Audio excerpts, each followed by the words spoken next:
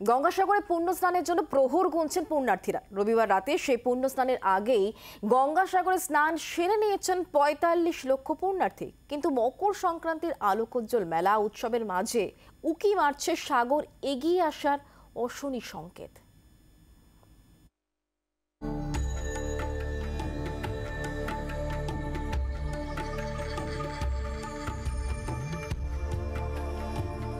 সব তীর্থ বারবার, গঙ্গাসাগর একবার, এই প্রচলিত কথার মাঝেই রয়েছে তীর্থক্ষেত্র গঙ্গাসাগরের মাহাত্ম্য। কিন্তু সাম্প্রতিককালে গঙ্গাসাগরের দরজায় কড়া নাড়ছে অন্য বিপদ। তা হলো পার ভেঙে কপিল মুনির আশ্রমের দিকে ক্রমে এগিয়ে আসছে সাগর।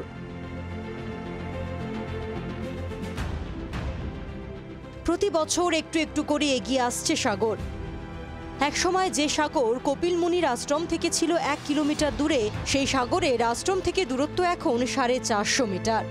সাগর যতই ভাঙছে ততই বাড়ছে উদ্বেগ। সমুদ্রের পার যেভাবে গ্রাস করে আসছে, এই সময় দেখা যায় যে এই যে জায়গায় দাঁড়িয়ে আপনাকে সাক্ষাৎকার দিচ্ছি আমি, সেই জায়গাতেও এই কোটালের জল এগিয়ে এসে মন্দিরের বিভিন্ন দেয়ালে গ্রাস করে আমাদের এই কুটিয়াতে পর্যন্ত জল ঢুকে যায়। তো ওখানে যে স্নান করবার ঘাটেতে যে জায়গা, সেই জায়গা গ্রাস করে নিয়েছে, ভেঙে গেছে। সেখানে মানুষ, তীর্থযাত্রীরা নেমে স্নান করতে পারছে না। আমাদের এবার কিন্তু 2 নম্বর বিচ আপনারা দেখেছেনই, 2 নম্বর বিচে যা অবস্থা এখন রয়েছে। তো আমরা এই জন্যই একটা রাস্তা আমরা ওয়ানের দিকে বের করেছি। সেখানে কিন্তু প্রচুর ফাঁকা জায়গা আছে, সেখানে বিচ এখনও ভালো আছে। মন্দিরের সামনে বিচ রয়েছে, সেখানে কিন্তু এখন স্নান করা যাচ্ছে না। পরে আবার কি ব্যবস্থা হবে, পরে আবার কি অবস্থা হবে, এটা কিন্তু ওই নদীটা কিন্তু এগিয়ে এসছে। ওখানে নদীর ভাঙন আস্তে আস্তে এগিয়ে আসছে। বর্তমান যেখানে কপিলমুনি মন্দির অবস্থিত, তার থেকে মাত্র 450 মিটার দূরে নদী এসে পৌঁছেছে। উদ্বিগ্ন আমরা শুধু নয়, বাংলার মুখ্যমন্ত্রী নিজেও উদ্বিগ্ন। তিনি ওখানে গেছিলেন, ওখানে 10 থেকে 15 মিনিট দাঁড়িয়েছিলেন এবং দাঁড়িয়ে থেকে তিনি নিজে সেটাকে উপলব্ধি করেছেন। রবিবার রাতে পুণ্য স্নান, তার আগে শনিবার গঙ্গাসাগরে রাজ্যের 4 মন্ত্রী সুজিত বসু, শোভনদেব চট্টোপাধ্যায়, ইন্দ্রনীল সেন ও অরূপ বিশ্বাস সাংবাদিক সম্মেলন করেন। সেখানেও মন্ত্রীর গলায় ধরা পড়ে উদ্বেগ।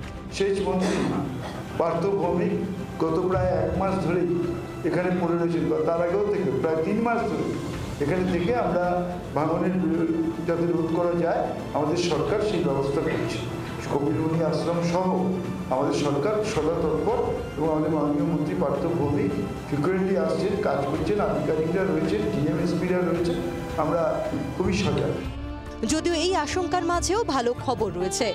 সাগরে মুখ্যমন্ত্রী দেওয়া 4 একর জমিতে মাথা তুলে দাঁড়াতে চলেছে বিশাল জগন্নাথ মন্দির, যে নির্মাণ আগামী বছরের মধ্যেই শেষ হবে। সাগর যতই ভাঙছে ততই বাড়ছে উদ্বেগ। ভরা কোটাল বা জলোচ্ছ্বাসে সমুদ্রের নোনা জল ঢুকে পড়ছে এই কপিল মুনি আশ্রম চত্বরেও। প্রকৃতির রুদ্ররোষে ঘনীভূত হচ্ছে সাগরের অশনি সংকেত। জি 24 ঘন্টার জন্য ক্যামেরায় জয়ন্ত পালের সঙ্গে কমলাক্ষ ভট্টাচার্য, গঙ্গাসাগর। বাংলার আওয়াজ, বাঙালির আবেগ, জি 24 ঘন্টা।